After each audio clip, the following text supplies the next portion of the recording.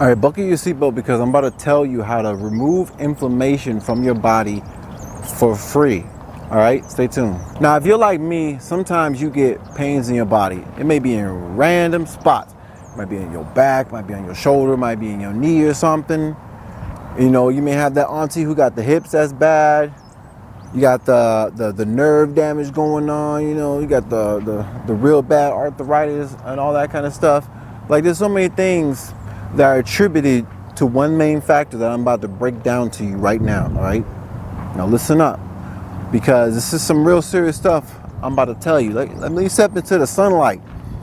Let me step into the sunlight so you can understand where I'm coming from. You hear the birds? Birds is like, go in and tell them. They're like, no, don't tell them, don't tell them. The other one's like, yeah, tell them, homie, tell them. Help them people out. Help them out. One very important factor. I'm gonna break down this principle and show you the side effects of these two things, all right?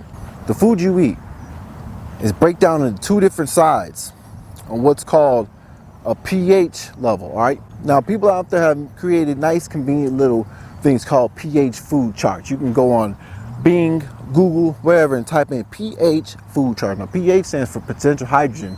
Hang on, because I'm getting to the main point. pH food chart is going to show you a simple indication of what kind of foods are acidic and alkaline, right? Acidic foods are the foods that are low on the pH level, right? pH means potential hydrogen. And if you don't know, hydrogen is like super essential for the body's everyday function, healing, recovery, everything. Your body needs hydrogen tenfold all the way to the max. You need that. The best, you want to be the superior athlete, you better be consuming some hydrogen. And then you got that other side, alkaline foods, the foods that are high in potential hydrogen. Imagine foods that are like jam-packed with the stuff that your body needs. Helps detox your body, cleanse and everything.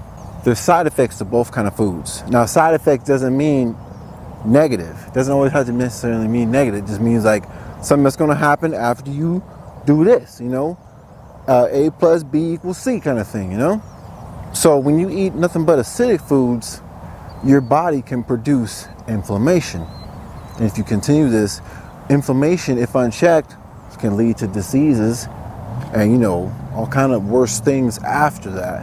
You don't even want to get going down that road. But depending on your genetics, depending on what kind of acidic food you eat, is going to depict where your inflammation is going to go. It's mostly depicted on your genes. So if hereditarily your family get hip issues, more than likely you're going to be prone to hip issues if you're eating acidic foods. If your family lineage is known for having horrible knees after 40 years old, but you look at their family history, they be eating nothing but acidic foods, you'll see that people become more and more prone to getting these kind of diseases and problems, inflammation, issues on their body. Their genetic history has like shaped it in a way to where now this is your problem, because the food that you was eating or your family was eating is mostly acidic. We can't help it. You know, our families have gotten away from their natural ways, you know, become industrialized. You know, we got machines and everything. We got processed food. Ain't nothing out here natural no more. So that's what you want to do. First off, arm yourself with that knowledge. Understand that most of this food out here, even if it tastes good, is not going to be good for you. That's going to be the main thing that's causing you to have the problems, right? Now, the opposite of that, it's going to be foods at high pH level. Make sure you eat them foods with high pH level. Let me break it down real quick. Acidic foods, like the worst form, is going to be like alcohol, coffee, candy, soda, even tap water. Tap water is like just before neutral. The human body needs to be at 7, which is neutral. And then above that is, you know, a good alkaline. So the more alkaline you have, the more your body's going to react to the side effects of alkaline foods, opposed to react to the side effects of acidic foods. You see what I'm saying?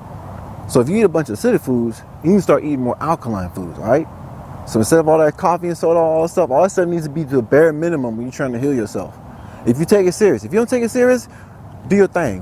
I mean, you don't care about your life, you don't care about your life. I can't convince you to care about your life. But for those of you who are listening that actually take it serious, it's probably like 2 of you, eat them fruits and vegetables.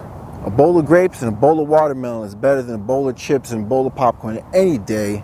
Don't care what you're doing. It's going to help your body think, heal, give you natural energy, natural sugar, all right?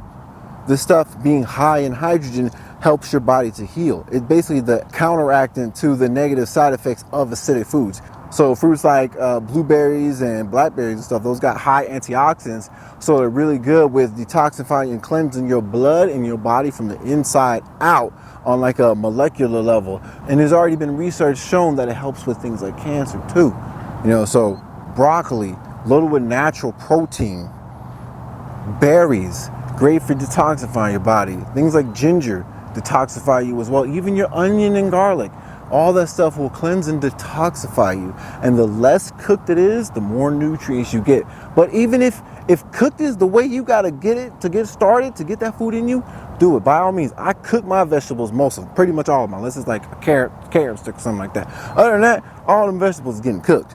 Fruit is the one thing I make sure I eat raw. I like to eat that unless I'm like making something with it, you know, something where it's gotta get cooked. Like, you know, like I'm making my own homemade pancakes, you know, so I like to make my own homemade sauce to go on top, you know, from scratch. I like to make my own blueberry sauce, you know, it's like healthy options versus like just going and get the over-the-counter shelf full of high fructose corn syrup version, you know. It's all about making healthy choices. You gotta start switching from the BS, all right? This is one of the situations where less is more. Less ingredients on your food is more. It's more benefits. It's better for your body. Less processed BS in there. You know, you want to stay away from the processed BS, because the processed BS is the reason why people are in the deficit that they're in today, all right? Make sure you go and look up pH food chart, all right? It's gonna change the game for you, all right? It's gonna help you out. And also, if you're interested, check out my book I wrote. It's available on Amazon. The link is down below in the description box. I'll catch you guys in the next one. And make sure you leave a comment if you got a question for a request for a video or something like that. All right? Catch you guys in the next one. Peace.